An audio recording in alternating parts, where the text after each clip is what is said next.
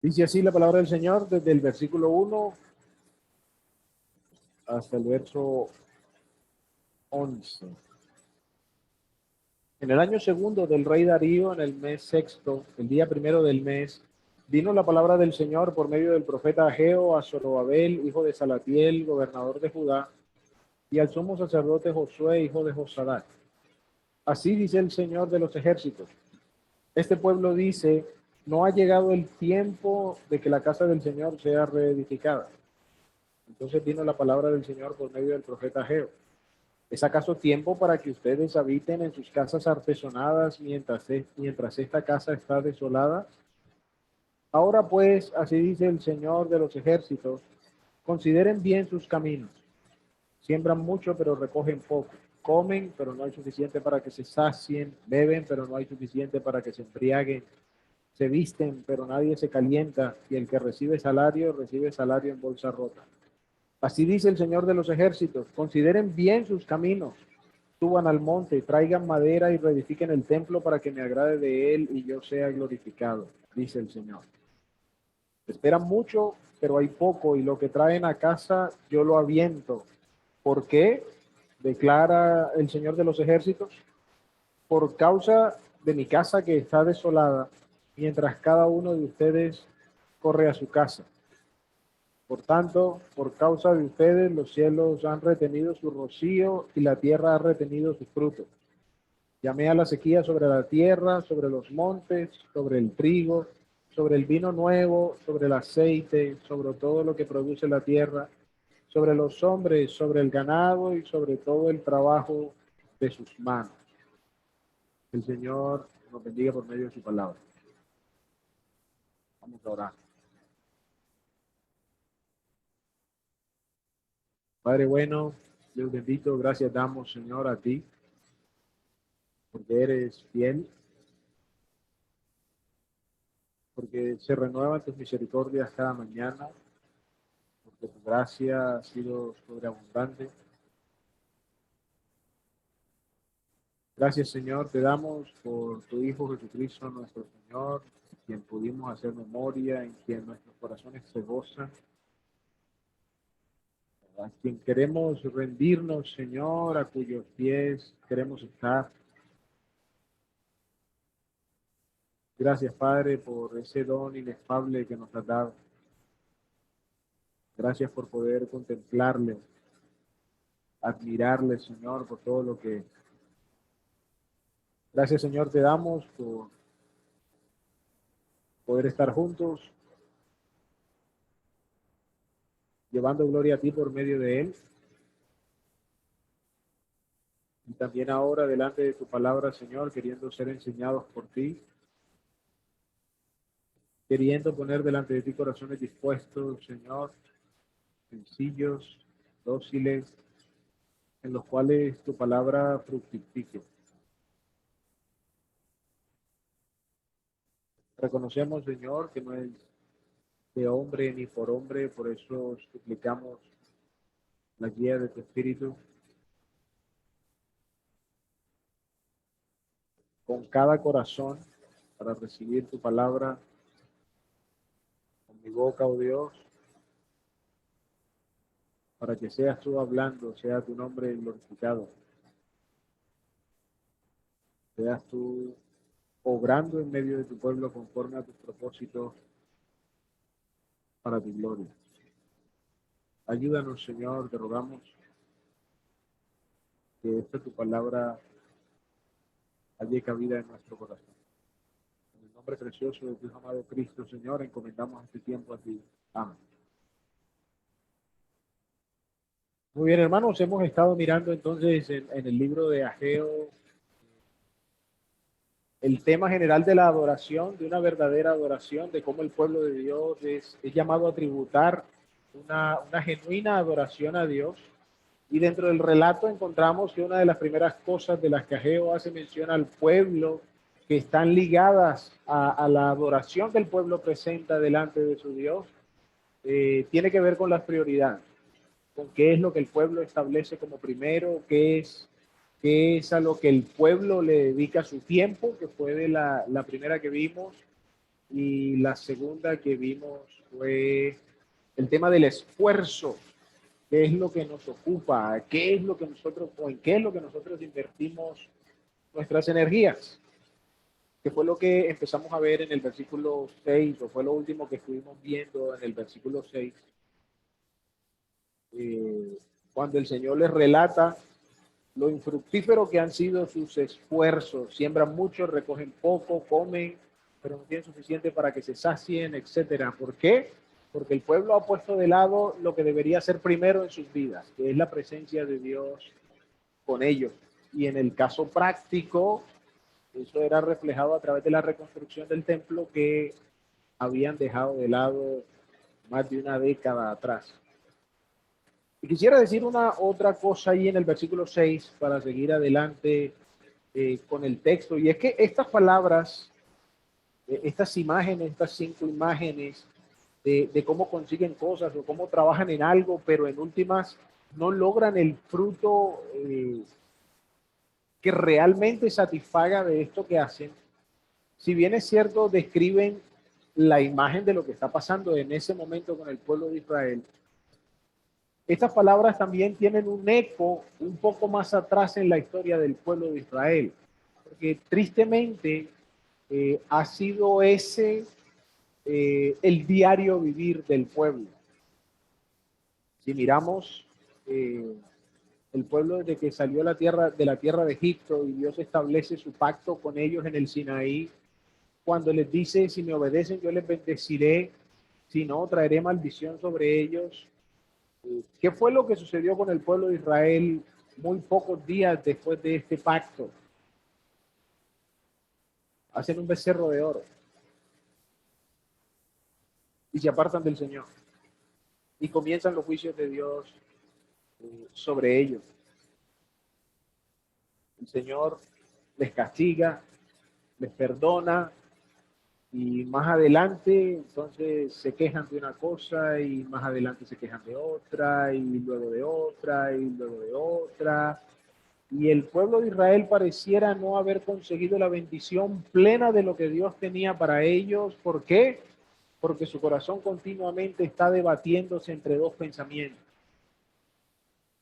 Un ratico están como bien con Dios, al ratico están renegando de Dios. Y son castigados y que, ay, sí, Señor, y se devuelven y al momentico otra vez están desobedeciendo al Señor. Estas palabras tienen un eco mucho más atrás que, que los días de Ageo. Gozaron, y quizá uno de los momentos más plenos de la historia del pueblo de Israel fue cuando entraron a la tierra prometida, conquistaron la tierra prometida, vieron otra vez las promesas de Dios cumplirse, vieron el brazo poderoso de Dios con ellos. Sin embargo, el libro de los jueces, que es el relato histórico de lo que sucede tiempo después de haber conquistado la tierra, ¿qué nos relata? El pueblo hacía lo que bien le pareció. Se olvidaron otra vez de su Dios. Y el Señor los entregaba a la esclavitud, etcétera, etcétera. El pueblo de Israel fue frecuentemente infiel a Dios.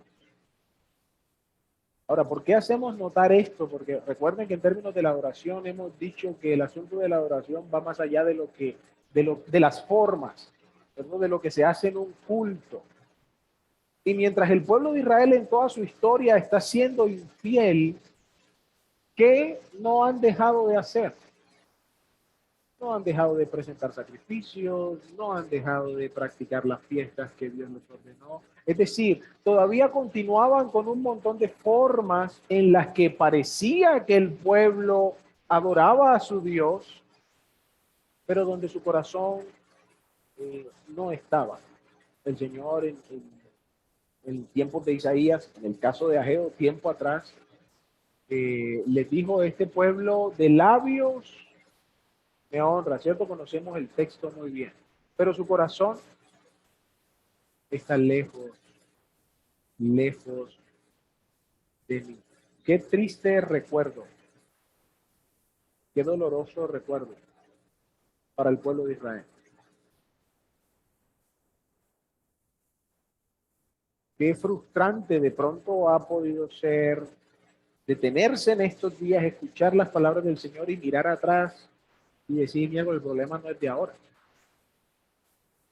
Que así es como hemos venido durante mucho tiempo.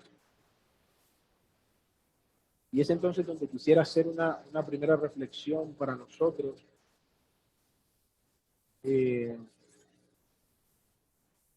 Uno, para ver la grandeza de Dios, la misericordia de Dios, la paciencia de Dios con el hombre de muchas formas.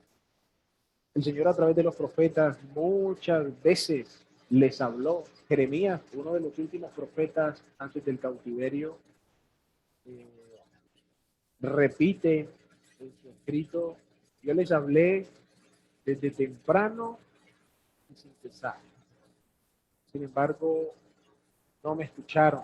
El Señor siempre queriendo que el pueblo viera más allá de las circunstancias y no estuviese triste porque el trigo no da lo suficiente, sino que estuviese triste porque su corazón no era fiel a Dios. Necesitamos nosotros, hermanos,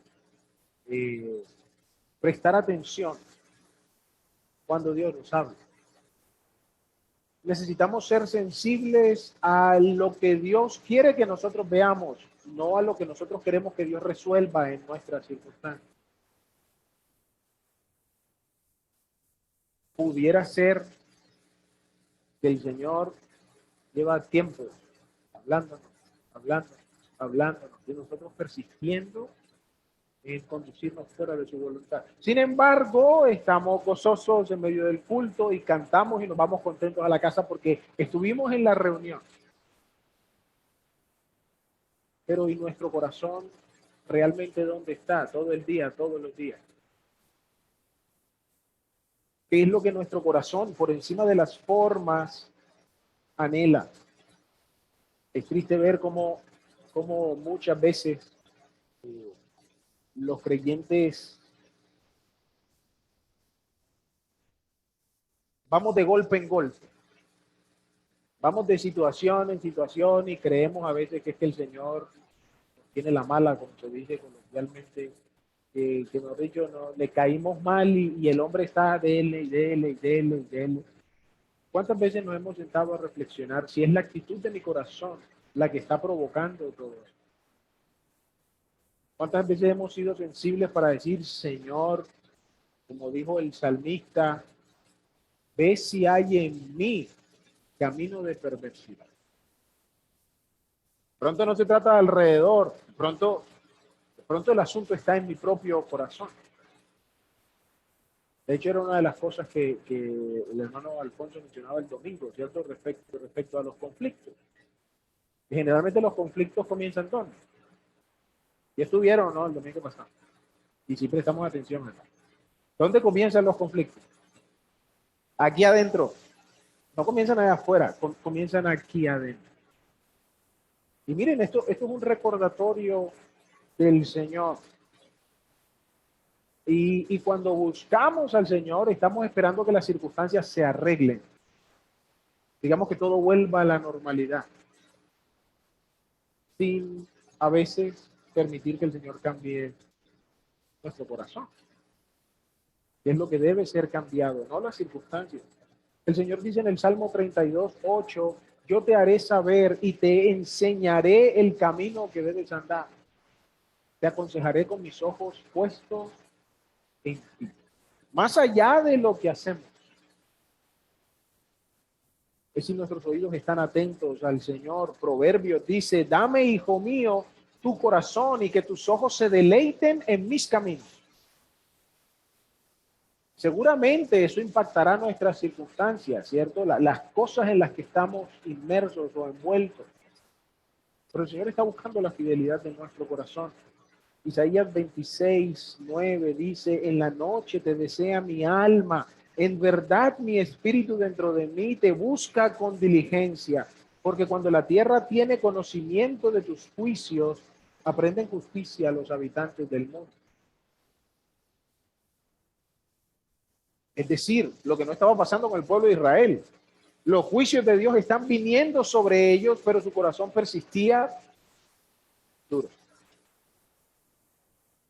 Isaías dice, cuando tu juicio viene, los habitantes aprenden justicia. Entonces, al ver el juicio de Dios, debería entonces nuestra alma desearle. Mateo incluso 6:19 dice, no acumuléis tesoros en la tierra, donde la polilla y la herrumbre destruyen, y donde los ladrones penetran y roban. Acumulados tesoros en el cielo, donde ni la polilla ni la herrumbre destruyen, y donde ladrones no penetran ni roban. Porque donde esté tu tesoro, ahí está también tu corazón. ¿Cuánto tiempo ha podido estar llamándonos el Señor al arrepentimiento y nosotros resistiendo? ¿Cuántas veces ha querido el Señor hacernos sensibles a distintas circunstancias en nuestra vida y nosotros seguimos pensando que estamos muy bien, que no necesitamos nada? O a la iglesia de la Odisea. No necesito de nada, yo me he enriquecido. Y la declaración divina es, eres un desventurado, miserable, pobre, ciego y desnudo. Que el Señor nos ayude, hermanos, porque necesitamos ser cada vez más sensibles al Señor, ¿no? Más que a las circunstancias. No es que por qué me pasa esto y no es que esto mejore, es como el Señor quiere tratar con nuestro corazón en medio de todo lo que nos ocurre. Versículo 8. Bueno, versículo 7 es el mismo llamado que el versículo 5. Ya hablamos del versículo 5 acerca de considerar bien sus caminos, que significaba poner el corazón, es decir, más que hacer un ejercicio mental de decir, ay, sí, me equivoqué, era un asunto de poner el corazón realmente y tomar la acción que sea necesaria para revertir lo que hacemos. Y el versículo 6 y el versículo 8 son un complemento de esta declaración, consideren bien sus caminos. Por decirlo de alguna manera distinta, es como si como si esto fueran dos estrofitas. ¿Me explico? Versículo 5, consideren bien sus caminos. Versículo 6, esto les está pasando.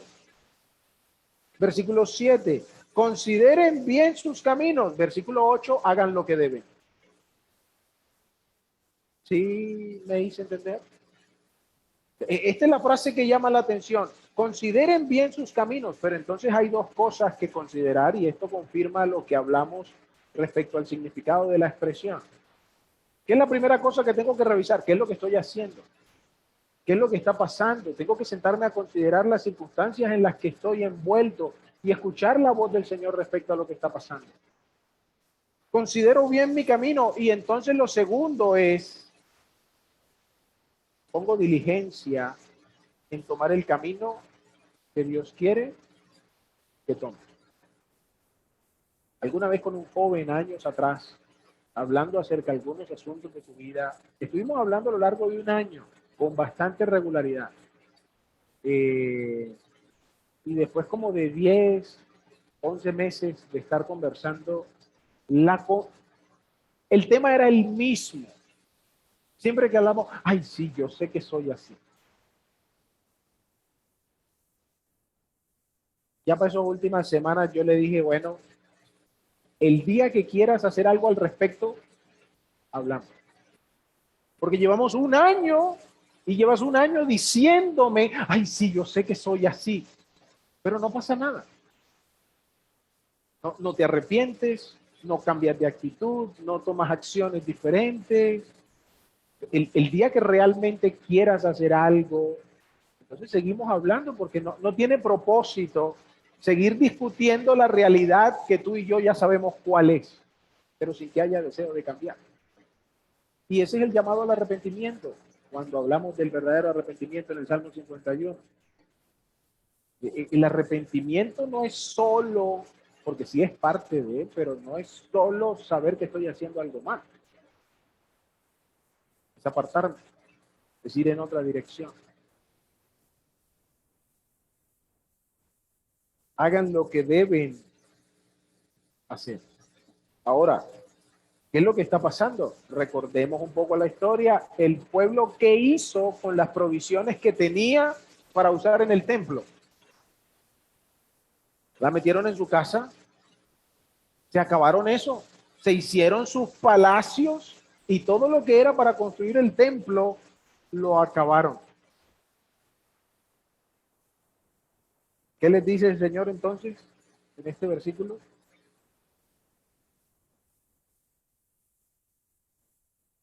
Vayan y busquen lo que necesitan. Entonces reflexionen en la actitud de su corazón, arrepiéntanse del egoísmo de su corazón y vayan y hagan lo que tienen que hacer. Claro, esto significaba un poco más de trabajo. Entonces cuando vinieron, vinieron con todo.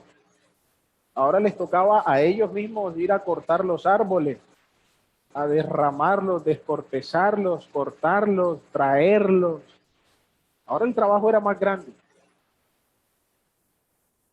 pero era lo que debían hacer. No solo la actitud del corazón, sino que necesitaban, como dice la escritura en los evangelios, hacer, ¿qué cosa? Frutos, gracias Tito, frutos dignos de arrepentimiento. Frutos dignos de arrepentimiento. Hay una lección ahí que mencionaremos después. Pero en el momento queremos ver esto. Cuando el pueblo hiciera esto, ¿qué iba a suceder? La Reina Valera dice, y pondré en ella mi voluntad. Pero la palabra hebrea ahí habla de tomar placer en, de aceptar gustosamente algo. Entonces la mejor traducción es como aparece en muchas otras versiones. Suban al monte, traigan madera, reedifiquen el templo y yo lo aceptaré gustosamente. Yo me agradaré de él. Yo tomaré placer en que reconstruyan el templo. Y esto es bien interesante. Esto es bien interesante porque más adelante, digo más adelante en el tiempo, hablaremos de cuán diferente era este templo que habían hecho en comparación al anterior y cómo para mucha gente fue un motivo de aflicción. Pero el Señor está diciendo, no importa que el templo no tenga los mejores materiales. Incluso mi misericordia les va a pasar por alto que se hayan acabado lo mejorcito que habían traído, pero hagan algo al respecto. Ahora, eso no quiere decir que al Señor le damos cualquier chichigua, ¿sí se entiende? Como, ¿sí? Bueno, qué pena ahí se me salió, me atropelló el costeño primero. ¿Cierto? Le damos al Señor ahí cualquier cosita y no porque lo que importa es que yo le diga, no, eso no es lo que está diciendo el texto. Pero habiendo pecado contra Dios, habiendo ido en contra de la voluntad de Dios, ahora no se iban a excusar en que, ay hermano, pero ahora no podemos conseguir oro, así que vamos a dejar el templo quieto otra vez mientras conseguimos. Ya entendimos, pero entonces, no. Bueno, hay que recomponer el camino inmediatamente. Inmediatamente, con lo que el Señor nos permite a la mano. En este caso, como decíamos, se acabaron el oro y maderas finas y otras cosas. Bueno, ahí en el monte, recuerden, la ciudad estuvo baldía de la ciudad. Bueno, sí, el terreno de Jerusalén y sus alrededores estuvo baldío 70 años. Vivieron unos pocos por ahí. Habían crecido muchos árboles. Había de todo alrededor. Bueno, vayan y corten y trabajen y hagan lo que tengan que hacer. Yo me complaceré en que hagan esto. ¿En qué? ¿En que hicieran un templo? ¿En qué entonces? En que volvieran su corazón a Dios. En que dijeran, sí Señor, hemos puesto metas que no eran las que debíamos, hemos establecido prioridades que no eran las que tú querías para nosotros, nos volvemos a ti y hacemos lo que tú tienes para nosotros. En muchos textos de la Escritura, el Señor siempre resalta que Él se agrada del corazón. Él se agrada de lo que hay dentro. Entonces, lo que se hace afuera tendrá mucho valor. No quiere decir, perdonen, pero es necesario hacer el paréntesis. Eso no quiere decir, hermanos, que bajo la excusa de lo que sea que nosotros decimos que hay en nuestro corazón, vamos a ser mezquinos con Dios o vamos a desobedecer a Dios. Como hemos, por colocar un ejemplo, seguramente algunos habrán escuchado, no, hermano, yo no me congrego, pero el Señor conoce mi corazón. ¿Entiende lo que quiero decir? Bueno, si realmente sabe que el Señor conoce su corazón, va a venir a congregarse. Porque eso es lo que Dios nos manda. A veces ponemos la excusa de que el Señor sabe lo que hay en mí, hermano, y estamos actuando por fuera de la voluntad de Dios. Eso no es lo que estamos diciendo. Pero definitivamente de nada sirve, por ejemplo, que yo me pare aquí y haga esto que tengo que hacer, y mi corazón esté en otro lugar siendo infiel al Señor. De pronto ustedes dicen, ay, qué bueno, pero delante del Señor esto no tendrá fruto en mí. Antes debería estar un poco preocupado por las cuentas que el Señor va a tomar de mí.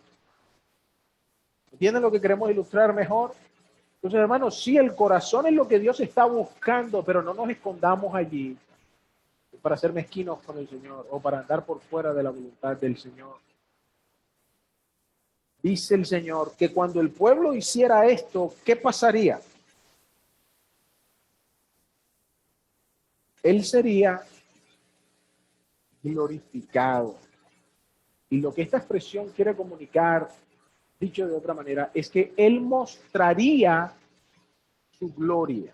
¿Qué quiere decir eso? Que el Señor traería bendición. Que el Señor les demostraría que obedeciéndole a Él, entonces sembrarían y tendrían suficiente. Beberían y satisfarían su sed.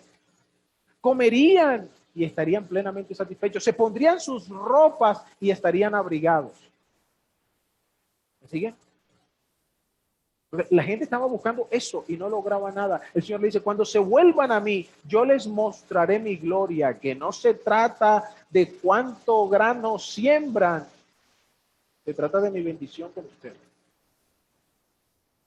Se trata de mi presencia con ustedes. Se trata de mi gloria siendo manifestada a través de aquellos que se acercan a mí. Pero el pueblo estaba experimentando todo lo contrario. Dice un escritor, si ponían a Dios en primer lugar, Él sería honrado con la adoración del pueblo y ellos serían bendecidos en todos los asuntos secundarios de su vida. Lecciones para nosotros. Primero que todo, una vez más, viendo el carácter de Dios, qué gozo debe producir en nuestra vida contemplar la paciencia del Señor, la misericordia del Señor. ¿Tenía el Señor motivos para seguir trayendo juicios sobre su pueblo? Y acaban de venir del cautiverio, después de los juicios quizá más grandes que recibieron. ¿Tenía el Señor razones para seguir castigándoles? Sí, y de hecho lo estaba haciendo, pero el Señor no estaba contento con eso. Como cuando la Escritura dice, no quiero yo la muerte del impío.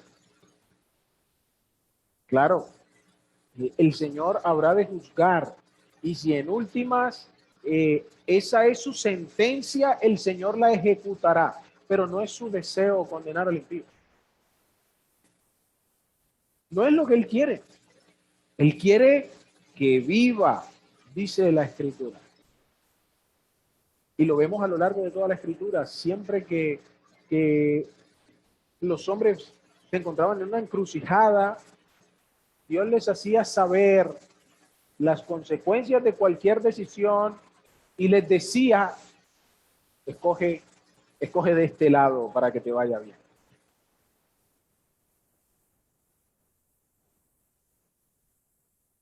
Y como decía, lo primero que quiero es o que el Señor anime nuestro corazón.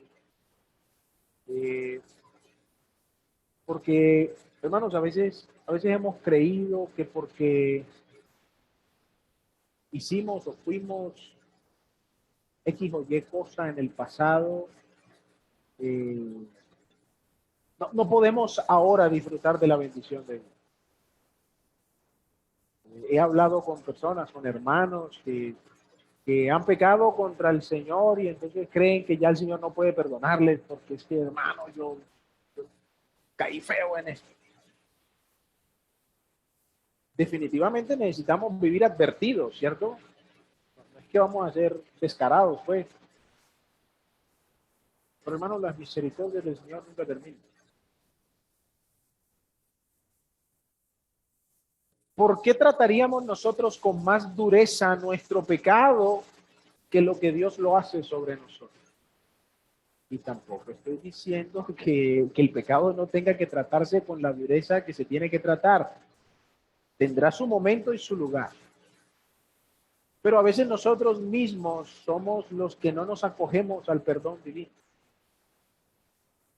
De hecho, es el retrato de la mayoría de los incrédulos. Dios les habla acerca de su pecado. Dios les advierte de la condenación en el infierno, como estamos haciendo ahora. Dios les anuncia la gracia de un Salvador para el perdón de sus pecados. Sin embargo, prefieren no recibir el perdón divino.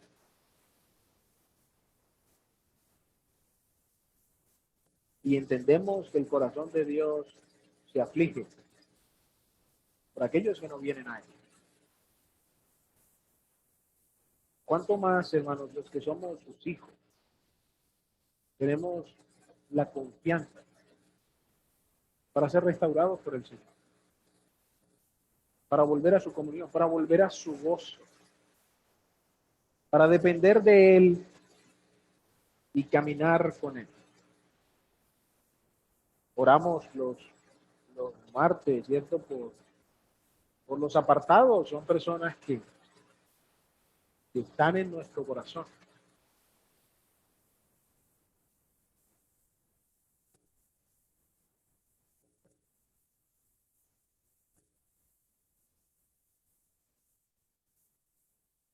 Qué grande es la gracia de nuestro Salvador, ¿cierto? Si hemos perdido el camino, el Señor está llamando a que vuelvan a Él.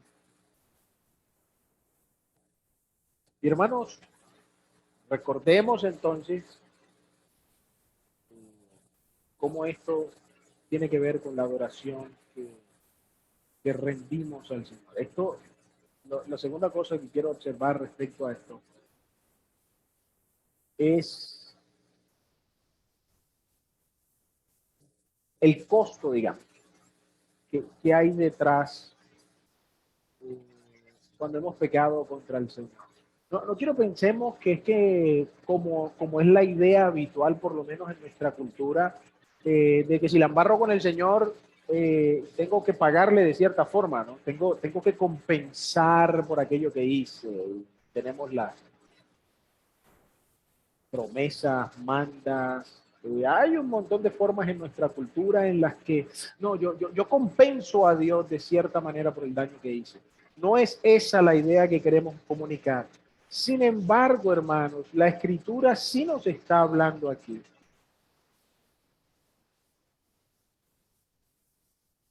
Que hay un deber de restitución cuando hemos ofendido a Dios y aún a otras personas. ¿Qué es lo que estamos diciendo? Ellos traían los materiales, se los gastaron, ahora no tienen con qué edificar. Digamos, se arrepienten, dice Señor, sí, tienes razón, vamos a hacer las cosas al derecho, ahora les toca a ellos cortar leña. ¿Entienden lo que quiero decir? O sea, no se iban a quedar ahí esperando otro subsidio del gobierno para que les dieran los materiales para hacer el templo. No. Parte de las consecuencias de sus actos era restituir el daño que habían hecho. Repito, no se trata de de pagarle a Dios la ofensa, no. Pero sí hay un principio, hermanos, y está también a lo largo de toda la escritura, de, de que en muchas ocasiones es necesario hacer restitución.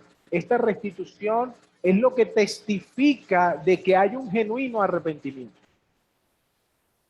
Y es lo que nos permitirá ofrecer a Dios una adoración limpia. A veces hemos pecado, queremos que todo vuelva a la normalidad, pero no queremos asumir responsabilidad.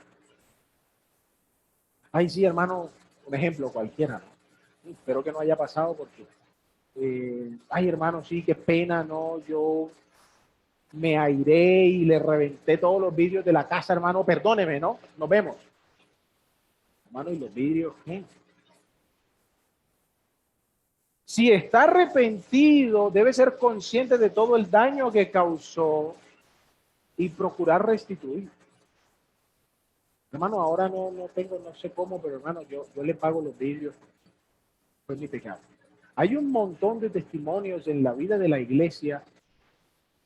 De hecho, creo que el hermano Byron nos ha contado uno. Bueno, yo me lo sé, pero yo creo que él lo ha contado aquí un par de veces. De un cuadro eh, que alguien tomó de un consultorio y lo puso en su carro. Fue a una cita médica y vio el cuadro como que bonito, lo bajó, lo metió en el carro y ajá, siguió en su consulta, se fue. Se le olvidó que el cuadro estaba ahí. En ese proceso conoció al Señor eh, y al poco tiempo, limpiando el carro, encontró el cuadro.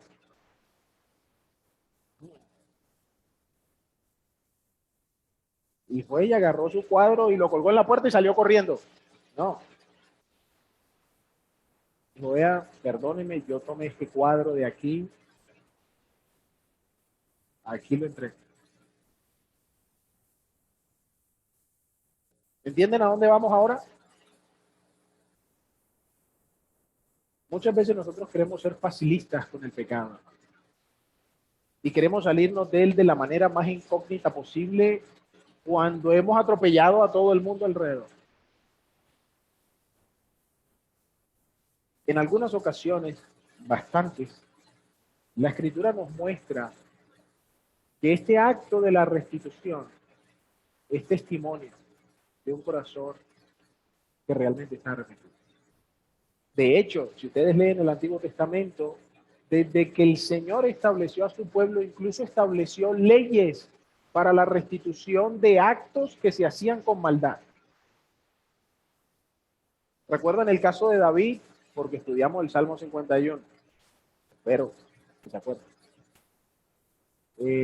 ¿Cuál fue el relato que Natán le hizo a David para confrontarlo con su pecado? ¿Se acuerdan o no se acuerdan?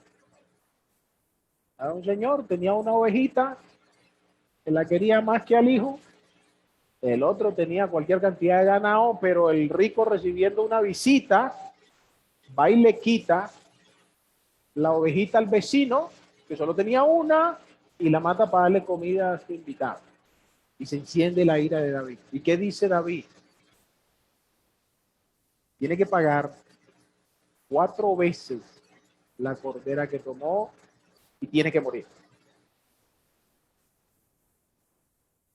Eso no son locuras de David, eso estaba establecido en la ley. No es que el hombre simplemente se enojó, que porque sí, David está enojado por la injusticia que se está cometiendo, pero David se está apoyando en la ley y dice, este hombre tiene que pagar 4 veces la cordera que tomó. ¿Recuerdan el relato de Zaqueo, cierto? Para no leerlo ahora, a causa del tiempo que nos está acabando. Pero recuerdan el relato de Zaqueo. Cuando ya está en la casa, cuando, como dice el Señor, la salvación ha venido a su casa, Zaqueo se pone de pie y hace un anuncio. A todo el que yo haya defraudado, le voy a devolver. Y no solo le voy a devolver, le voy a encimar. Palabras más, palabras menos de lo que está diciendo. Le voy a encimar por el daño que hice.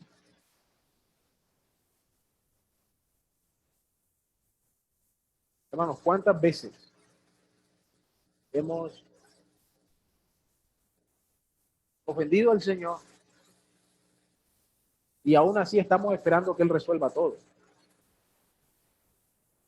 ¿O cuántas veces hemos ofendido a nuestros hermanos, pero nunca hemos querido ir a pedirle perdón?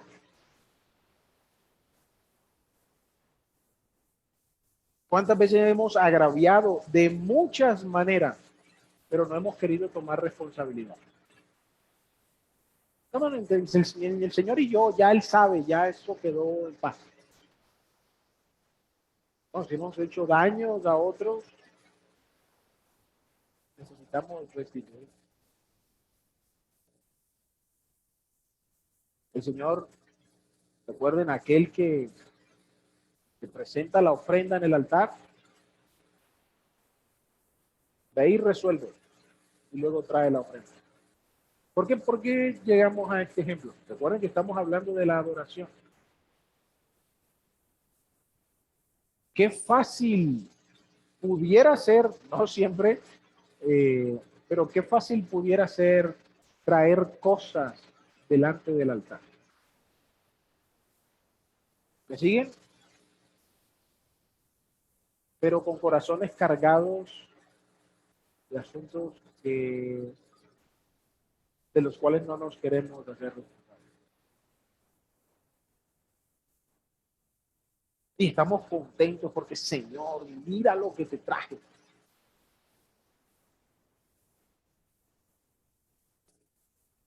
¿Qué tipo de adoración es esa? Miqueas dice, ¿se agradará el Señor? ¿Se acuerdan? De un montón de aceite de animales, incluso si le doy la vida de mi hijo primogénito. Y la respuesta a esas preguntas es no. Él te ha declarado lo que él espera: hacer justicia, amar misericordia y humillarte, humillarte ante tu Dios.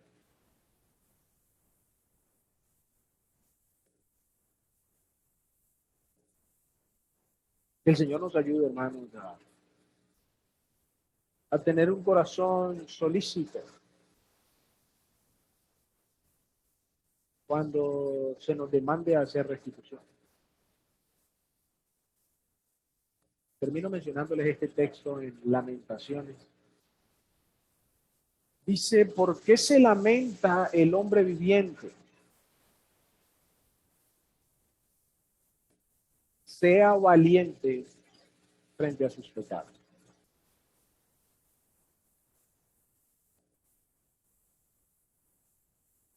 Recuerden que las situaciones que están, bueno, Jeremías es cuando la ciudad por fin cayó en manos del imperio enemigo, está todo destruido. Y Jeremías se lamenta por todo esto que Dios ha hecho en medio de su pueblo, juzgándoles, apartándoles, llevándoles a otra nación que no conocían.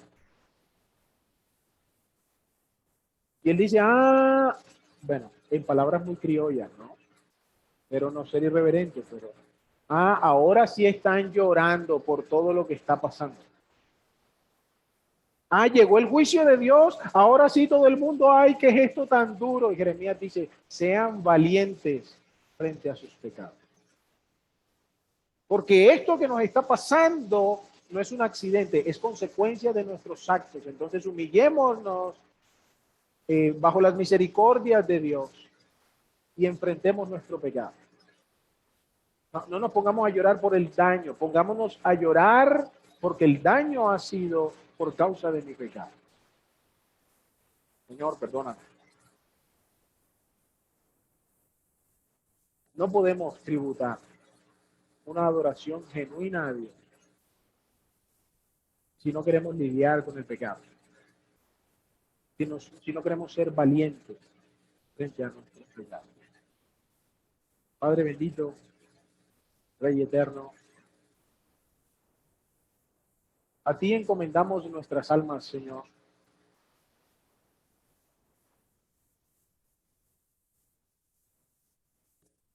Porque ciertamente Hemos estado esforzándonos, Señor, en otras cosas,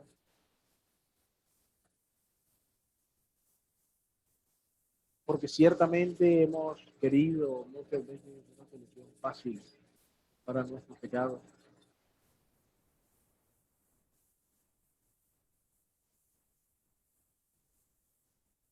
porque no hemos querido enfrentar, oh Dios, el resultado de nuestras acciones. Pero gracias porque tu misericordia nos recuerda que tus brazos están abiertos, queriendo que volvamos a ti, para que tú seas glorificado, para que tú manifiestes tu gloria sobre tu pueblo,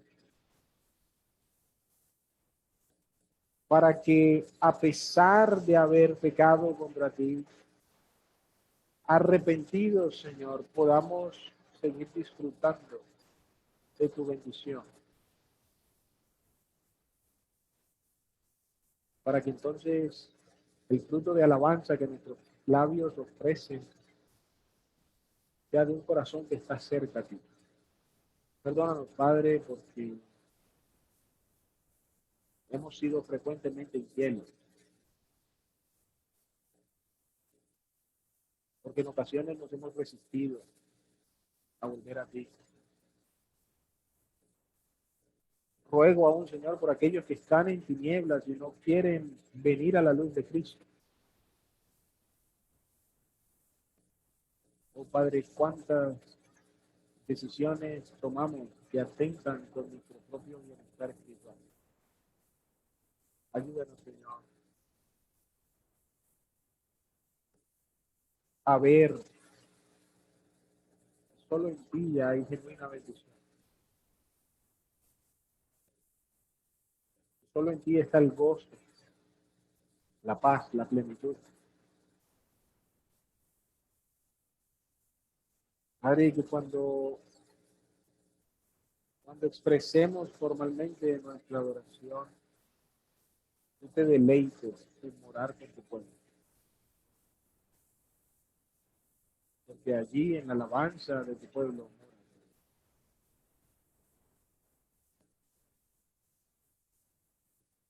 Gracias, Señor, una vez más, por tu mucha misericordia.